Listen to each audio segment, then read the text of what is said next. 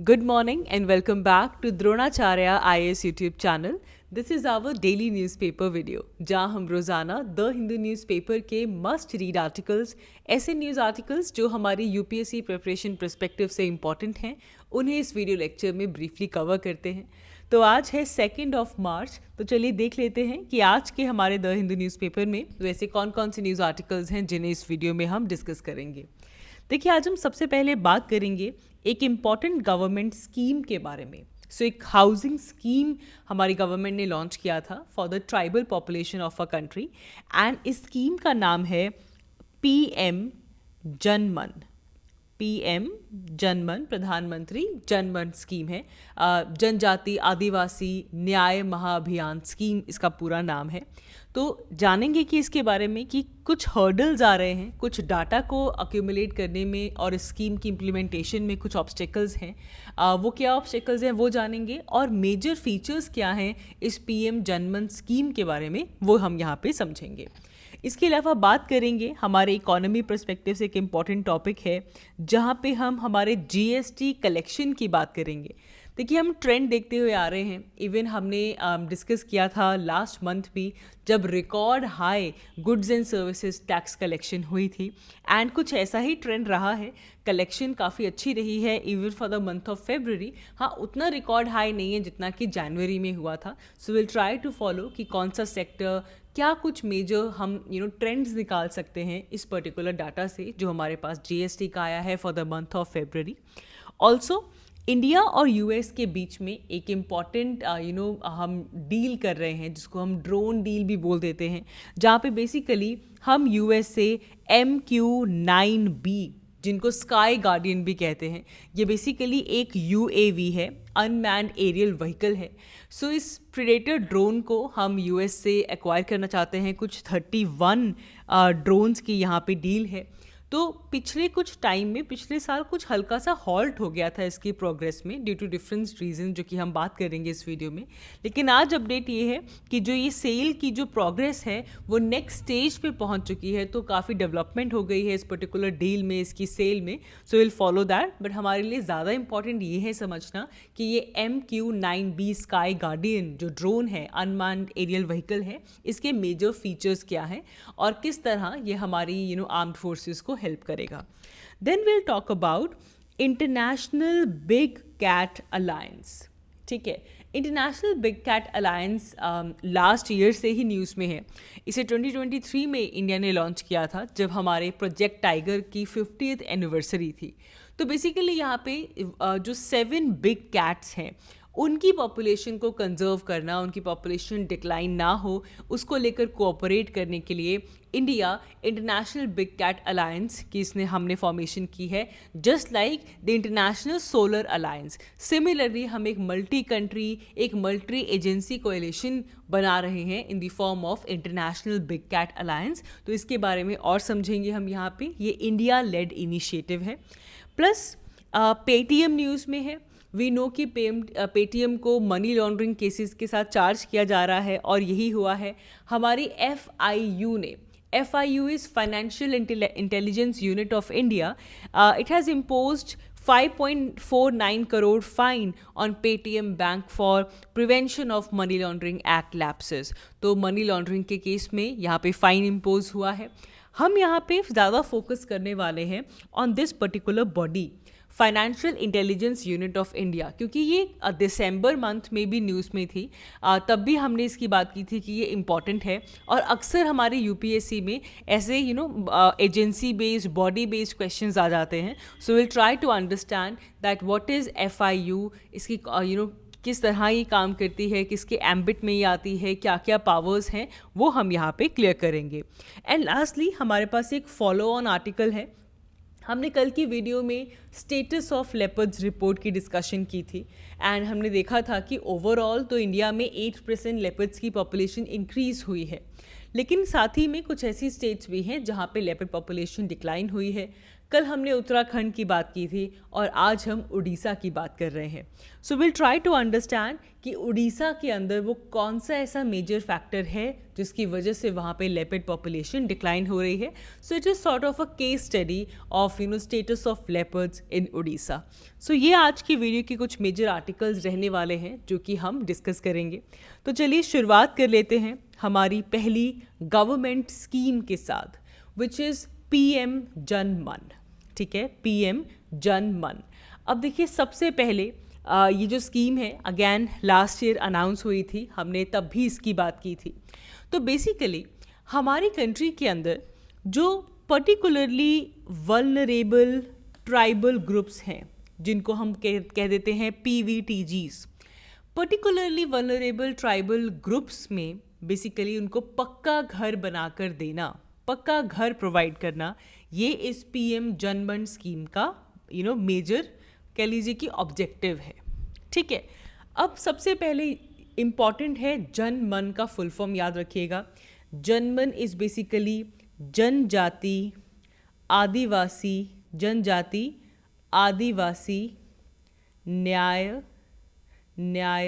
महाअभियान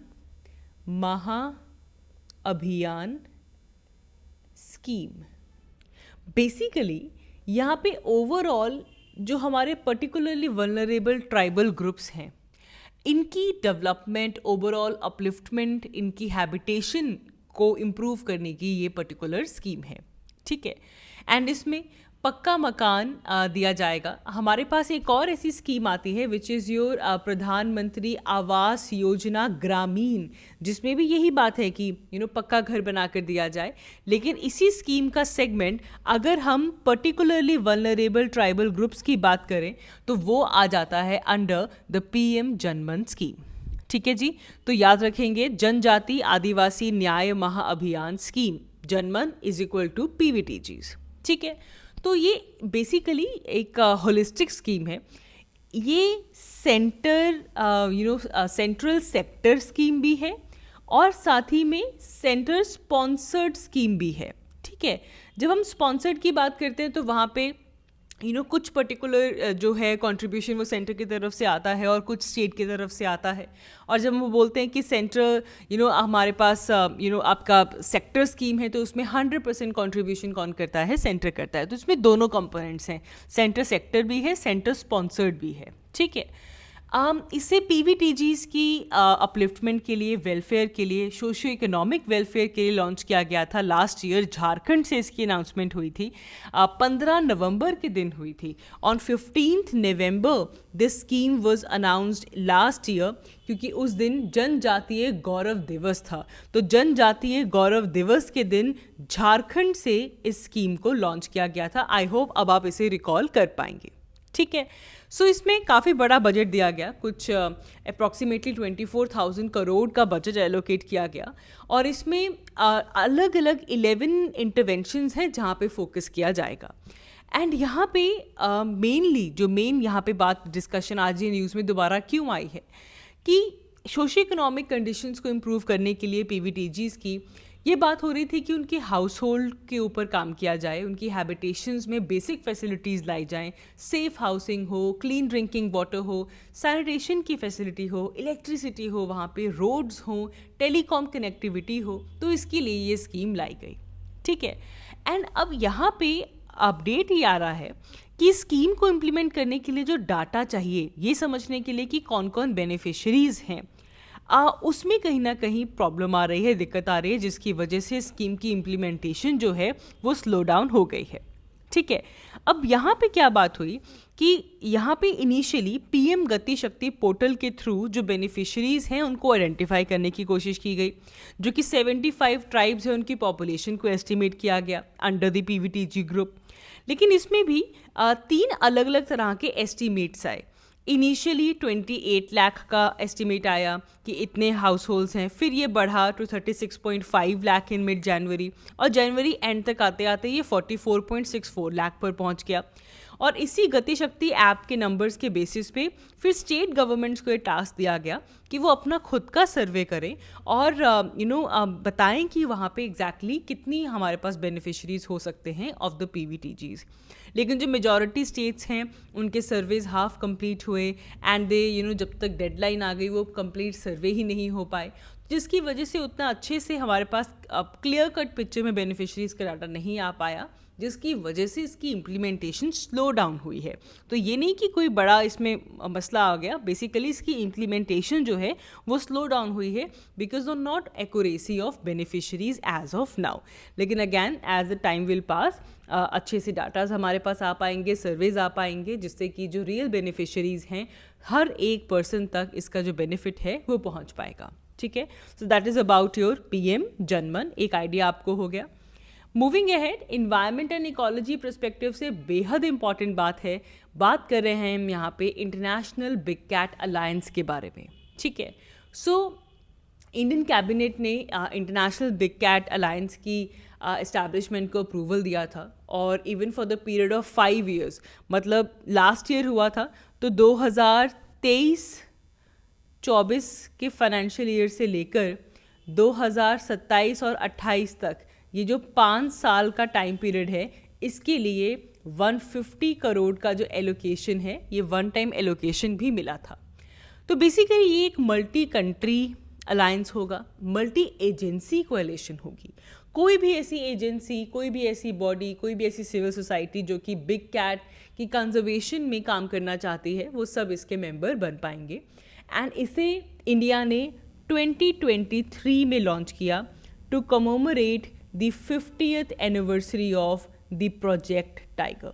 project tiger 1973 में launch किया गया था और 2023 में इसके 50 साल पूरे हुए और इसे कमोमोरेट करते हुए इंटरनेशनल बिग कैट अलायंस को लॉन्च किया गया। तो बेसिकली हमारे पास 7 बिग कैट्स हैं, वी हैव 7 बिग कैट्स और इन 7 बिग कैट्स की कंजर्वेशन को ध्यान में रखते हुए ये जो अलायंस है इसे अनाउंस किया गया। अब कौन कौन सी हैं बिग कैट्स? जब हम बिग कैट्स की बात करते हैं तो इसमें टाइगर आ जाता है, लायन आता है, tiger, lion, leopards, also snow leopards, ठीक है। Then we have puma, jaguar and चीता।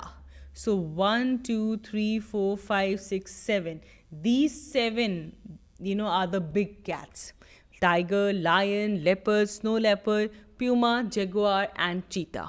ठीक है, तो इनकी कंजर्वेशन के लिए कोऑपरेट करना और इनकी पॉपुलेशन को डिक्लाइन होने से बचाना, ये इसका मेन ऑब्जेक्टिव है।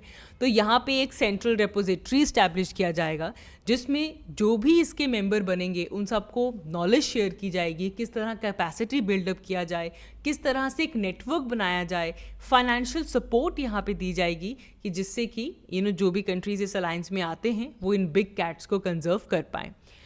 देर are 96 big cat range countries, ठीक है, जहाँ पे बिग कैट्स प्रेजेंट हैं। उन सब के लिए ये अलायंस ओपन है, सभी कंजर्वेशन ऑर्गेनाइजेशंस के लिए अलायंस ओपन है। याद रखेंगे 96 कंट्रीज़ ऐसे हैं जो कि बिग कैट्स को हार्बर करते हैं, जहाँ पे प्रेजेंट हैं। लेकिन एज ऑफ नाउ सिर्फ 16 कंट्रीज़ ने अपना रिटन कंसेंट दिया है to be part of international big cat alliance. ये बात भी याद रखोगे, ठीक है। अभी तक 16 है, टोटल कितनी है? 96। ओके जी। तो बिग कैट कोई भी ऐसी लार्ज स्पीशी जो कि फेलिडे फैमिली को बिलोंग करती है, इन सब की जो फैमिली है दैट इज़ फेलिडे, इस फैमिली को बिलोंग करने वाली एनी लार्ज स्पीशी को बिग कैट बोल दिया जाता है। इसमें पैंथेरा के मेंबर्स आ जाते हैं, प्यूमा है, चीटा है, तो अलग अलग फर्दर आपके पास जीनस डिफरेंट हो जाता है, लेकिन जो फैमिली है दैट इज़ फेलिडे। ठीक है जी। इंडिया की बात करें तो इंडिया में इन 5 में से 7 बिग कैट्स में से 5 बिग कैट्स जो है वो इंडिया में प्रेजेंट हैं। कौन कौन सी नहीं है ये आप ज़रूर जान लीजिए। इंडिया के अंदर जैगुआर नहीं है, we don't have jaguar in India, and also we don't have puma in India. तो इन दोनों को छोड़कर बाकी पाँचों की पाँचों इंडिया में प्रेजेंट हैं। हालांकि चीता को भी एक्सटिंक्ट डिक्लेयर कर दिया गया था 1952 में, बट इंडिया में हमारे पास चीता री इंट्रोडक्शन प्रोजेक्ट चल रहा है जिसके थ्रू इसे दोबारा री इंट्रोड्यूस किया गया है इंडिया में, तो इसीलिए हम इसको भी यहाँ पे काउंट नहीं कर रहे हैं। तो चीता को छोड़कर प्यूमा और जैगुआर जो हैं वो इंडिया में नहीं पाए जाते। Rest of the big cats are found in India. ठीक है जी, तो that's all about your international big cat alliance. Follow up article भी देख लेते हैं इसी से रिलेटेड, जो कि स्टेटस ऑफ लेपर्ड रिपोर्ट से जुड़ा हुआ है। तो 5th लेपर्ड पॉपुलेशन का एस्टिमेट किया गया एंड ऑफ कोर्स जो इंडिया के अंदर लेपर्ड पॉपुलेशन जो है वो इंक्रीज़ हुई है। हमने देखा कि अगर 2018 के कंपैरिजन में देखते हैं तो 8% का इंक्रीज़ लेपर्ड्स की पॉपुलेशन में आया है और अब इंडिया के अंदर कुछ 13,874 इंडिविजुअल लेपर्ड्स प्रेजेंट हैं। सो यहाँ पे हम बात कर रहे हैं उड़ीसा के बारे में। तो अगर 2018 और 2022 के बीच में देखा जाए तो उड़ीसा के अंदर काफ़ी शार्पली लेपर्ड पॉपुलेशन जो है वो डिक्लाइन हुई है। कुछ प्रेजेंटली अगर देखा जाए तो हमारे पास आया है कि उड़ीसा के अंदर 568 लेपर्ड्स प्रेजेंट हैं, लेकिन यही जब लास्ट एस्टिमेट हुआ था 2018 में तो ये पॉपुलेशन 760 थी। तो यहाँ से आप देख सकते हैं कि शार्पली डिक्लाइन हुआ है। ऑल्सो जो मेनली लेपर्ड डेंसिटी है, जो हाई डेंसिटी है, वो टाइगर रिजर्व्स में देखने के लिए मिलती है। तो वहाँ पे ऑफ कोर्स जो डेंसिटी है वो ज़्यादा है, लेकिन जो लेपर्ड्स हैं वो सिर्फ और सिर्फ टाइगर रिजर्व्स में लिमिटेड नहीं हैं। आसपास के फॉरेस्ट, जो वाइल्ड लाइफ सेंचुरीज़ हैं, फॉरेस्ट डिवीजन्स हैं, वहाँ पे भी प्रेजेंट हैं। तो इतना बड़ा डिक्लाइन जो आया है उड़ीसा की लेपर्ड की पॉपुलेशन में उड़ीसा के अंदर, इसका मेन रीज़न है पोचिंग। सो लेपर्ड को पोच किया जाता है फॉर देयर बुश मीट। इनको इनकी टाइगर और लेपर्ड्स को उनकी स्किन के लिए, उनकी बॉडी पार्ट्स के लिए पोच किया जाता है। प्लस हैबिटेट लॉस भी एक बड़ा रीज़न है। माइनिंग हो रही है, कहीं पे ह्यूमन एक्टिविटीज़ बढ़ गई हैं, कहीं पे रोड एक्सीडेंट्स की वजह से लेपर्ड्स का जो है वो डेथ हो रही है। So that is the main reason जिसकी वजह से लेपर्ड्स की जो फैटेलिटी है वो इंक्रीज़ हो गई है। इवन काफ़ी बड़े नंबर में 116 बार लेपर्ड की स्किन को स्मगल करने वाले लोगों को उनकी स्किन को सीज़ किया गया है। सो आप ये देखिए कि इतने बड़े नंबर में तो सीजिंग हुई है, पकड़े गए हैं लोग जो पोचिंग कर रहे हैं या फिर जो स्किन के लिए पोच कर रहे हैं, और कितनी बार ऐसा होगा कि वो पकड़े नहीं गए हैं। So that is why one of the major reason जिसकी वजह से उड़ीसा के अंदर पॉपुलेशन डिक्लाइन हुई है, that is poaching in this particular area. ठीक है, और हमने कल भी बात की थी, we understood the protection status of it. कल हमने जनरली लेपर्ड की बात की थी। अगर हम यहीं पे आज एक और एडिशन कर लेते हैं, अगर हमसे कोई ये पूछे कि इंडियन लेपर्ड का कंजर्वेशन स्टेटस क्या है, एवरीथिंग रिमेन सेम। साइट्स में भी अपेंडिक्स 1 में है, वाइल्ड लाइफ प्रोटेक्शन एक्ट में भी शेड्यूल 1 में है, लेकिन इंडियन लेपर्ड IUCN के अंदर नियर थ्रेटन्ड कैटेगरी में आता है। ठीक है, so Panthera pardus fusca which is the Indian leopard that comes under near threatened category of IUCN। Okay ji, moving ahead बात करते हैं MQ-9B स्काई गार्डियन के बारे में।